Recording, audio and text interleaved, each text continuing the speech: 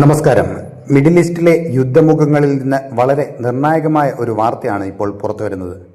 Russian അധിനിവേശത്തിൽ യുക്രൈനെ വിറപ്പിച്ച ഇറാന്റെ Shahed suicide ഡ്രോണുകളെ നേരിടാൻ ഇപ്പോൾ യുക്രൈനിയൻ പ്രതിരോധ വിദഗ്ധർ നേരിട്ട് മിഡിൽ ഈസ്റ്റിലേക്ക് എത്തുകയാണ്.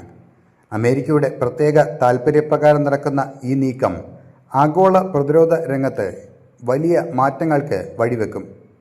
എന്തുകൊണ്ടാണ് ലോകശക്തിയായ അമേരിക്കയ്ക്ക് പോലും യുക്രൈൻ്റെ സഹായം തേടേണ്ടി വന്നത്?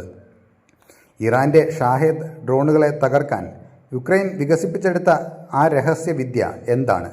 നമുക്ക് വിശദമായി പരിശോധിക്കാം. കഴിഞ്ഞ 4 വർഷമായി ആയിരക്കണക്കിന് ഷാഹെദ് ഡ്രോണുകളാണ് റഷ്യ യുക്രൈനു നേരെ പ്രയോഗിച്ചത്. തുടക്കത്തിൽ യുക്രൈൻ പതറിയെങ്കിലും ഇന്ന് ലോകത്ത് ഏറ്റവും കൂടുതൽ ഡ്രോൺ പ്രതിരോധ അനുഭവം ഉള്ള രാജ്യം യുക്രൈനാണ്. ഇവിടെയാണ് അമേരിക്കയുടെ കണക്കുകൂട്ടൽ. മിഡിൽ ഈസ്റ്റിലെ അമേരിക്കൻ സൈനിക താവളങ്ങൾക്കും ഗൾഫ് രാജ്യങ്ങൾക്കും നേരെ നിരന്തരം ഷാഹെദ് മോഡൽ ഡ്രോൺ ആക്രമണങ്ങൾ ഉണ്ടാകുന്നുണ്ട്. ഇതിനെ പ്രതിരോധിക്കാൻ കോടിക്കണക്കിന് രൂപ വിലയുള്ള പാട്രിയറ്റ് മിസൈലുകൾ ഉപയോഗിക്കുന്നത് പ്രായോഗികമല്ല. വെറും 20 ലക്ഷം രൂപ വിലയുള്ള ഒരു ഡ്രോണിനെ വീഴ്ത്താൻ 20 കോടിയുടെ മിസൈൽ അയക്കുന്നത് വലിയ സാമ്പത്തിക നഷ്ടമാണ്. എന്നാൽ യുക്രൈൻ വികസിപ്പിച്ചെടുത്ത ലോ കോസ്റ്റ് ഇന്റർസെപ്റ്റർ ഡ്രോണുകളും ഇലക്ട്രോണിക് വാർഫെയർ സംവിധാനങ്ങളും വളരെ കുറഞ്ഞ ചിലവിൽ ഇവയെ തകർക്കും.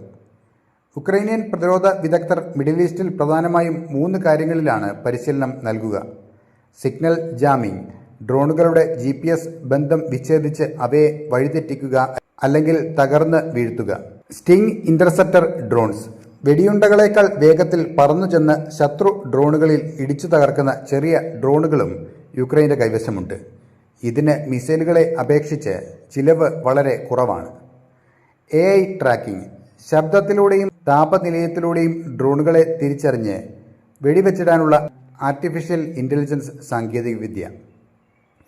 അമേരിക്കൻ സൈന്യം ഇപ്പോൾ ലക്ഷ്യമിടുന്നത് ഗൾഫ് മേഖലയിലുടനീളം ഒരു ഡ്രോൺ പ്രതിരോധ മതിൽ തീർക്കാനാണ്. ഈ നീക്കത്തിൽ UAE, ഖത്തർ, ബഹ്റൈൻ തുടങ്ങിയ രാജ്യങ്ങൾക്കും വലിയ താൽപ്പര്യമുണ്ട്. ഇറാനിൽ നിന്നുള്ള ഡ്രോൺ ഭീഷണി നേരിടുന്ന ഈ രാജ്യങ്ങൾക്ക് യുക്രൈൻ്റെ സാങ്കേതികവിദ്യ വലിയ ആശ്വാസമാകും. ഇതിനു പകരമായി യുക്രൈന് ആവശ്യമായ പണമോ മറ്റ് ആയുധങ്ങളോ നൽകാൻ അമേരിക്കയും സഖ്യകക്ഷികളും തയ്യാറായേക്കും. യുക്രൈൻ പ്രസിഡന്റ് വ്ളാഡിമിർ സെലൻസ്കി തന്നെ ഇക്കാര്യം സ്ഥിരീകരിച്ചിട്ടുണ്ട്. ഇത് യുക്രൈൻ്റെ പ്രതിരോധ കയറ്റുമതി മേഖലയ്ക്കും വലിയൊരു ഉണർവ് നൽകും. ചുരുക്കത്തിൽ മിഡിൽ ഈസ്റ്റിലെ യുദ്ധതന്ത്രങ്ങൾ മാറുകയാണ്. അത്യാധുനിക മിസൈലുകളേക്കാൾ ഉപരിയായി ഡ്രോണുകൾ കൊണ്ട് നേരിടുന്ന ഒരു കാലഘട്ടത്തിലേക്ക് നമ്മൾ മാറുന്നു. യുക്രൈനിയൻ വിദഗ്ധരുടെ വരവ് ഇറാനെയും റഷ്യയെയും ഒരുപോലെ ചൊടിപ്പിക്കാൻ സാധ്യതയുണ്ട്. ഈ വാർത്തയെക്കുറിച്ചുള്ള കൂടുതൽ വ്യക്തമായ വിവരങ്ങൾ ഇപ്പോൾ പുറത്തു വന്നിട്ടുണ്ട്. 2026 മാർച്ച് 8 പ്രസിഡന്റ് സെലൻസ്കി നടത്തിയ ഔദ്യോഗിക പത്രസമ്മേളന പ്രകാരം അടുത്ത ആഴ്ച തന്നെ യുക്രൈനിയൻ പ്രതിരോധ വിദഗ്ധരുടെ ആദ്യ സംഘം മിഡിൽ ഈസ്റ്റിലേക്ക് തിരിക്കും. മിഡിൽ ഈസ്റ്റിലെ അമേരിക്കൻ സൈനിക താവളങ്ങൾക്ക് നേരെയും സഖ്യകക്ഷികൾക്ക് നേരെയും ഷാഹെദ് ഡ്രോൺ ആക്രമണങ്ങൾ കടുത്ത സാഹചര്യത്തിൽ പെന്റഗൺ നേരിട്ടാണ് യുക്രൈൻ്റെ സഹായം തേടിയത്. സൈനികരെയും സാധാരണക്കാരെയും ഒരുപോലെ സംരക്ഷിക്കുക. കഴിഞ്ഞ ദിവസങ്ങളിൽ കുവൈറ്റിലുണ്ടായ ഡ്രോണാക്രമണത്തിൽ 6 അമേരിക്കൻ സൈനികർ കൊല്ലപ്പെട്ടത് ഈ നീക്കത്തിന് വേഗത കൂട്ടി. സ്റ്റിംഗ് പോലെയുള്ള ഉക്രൈനിയൻ നിർമ്മിത ഇന്റർസെപ്റ്റർ ഡ്രോണുകൾ മിഡിൽ ഈസ്റ്റിൽ വിന്യസിച്ചേക്കും. വില കൂടിയ മിസൈലുകൾക്ക് പകരം കുറഞ്ഞ ചെലവിൽ ഡ്രോണുകൾ കൊണ്ട് തന്നെ നേരിടുന്ന രീതിയാണിത്. ഏറ്റവും പുതിയ റിപ്പോർട്ടുകൾ പ്രകാരം യുക്രൈനിയൻ സംഘം വെറുതെ ഉപദേശം നൽകുക മാത്രമല്ല, അവരുടെ പക്കലുള്ള അത്യാധുനിക ഡ്രോൺ വേട്ടക്കാരെയും ഈ മേഖലയിൽ പരീക്ഷിക്കാൻ പോവുകയാണ്. ഡച്ച് പ്രധാനമന്ത്രി റോബ് ജെറ്റനുമായി നടത്തിയ കൂടിക്കാഴ്ചയിലാണ് സെലൻസ്കി ഈ വിന്യാസം സ്ഥിരീകരിച്ചത്.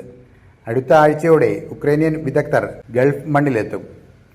ഇവിടെ ശ്രദ്ധേയമായ മറ്റൊരു കാര്യം, യുക്രൈൻ ഈ സഹായം നൽകുന്നത് ചില നിബന്ധനകളോടെയാണ്.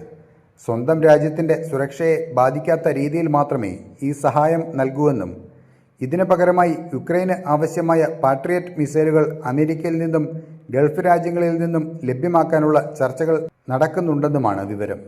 ഈ വിഷയത്തെക്കുറിച്ചുള്ള നിങ്ങളുടെ അഭിപ്രായങ്ങൾ താഴെ കമൻറ്റ് ചെയ്യുക. അപ്പോൾ മറ്റൊരു വാർത്തയുമായി വീണ്ടും കാണാം. നന്ദി.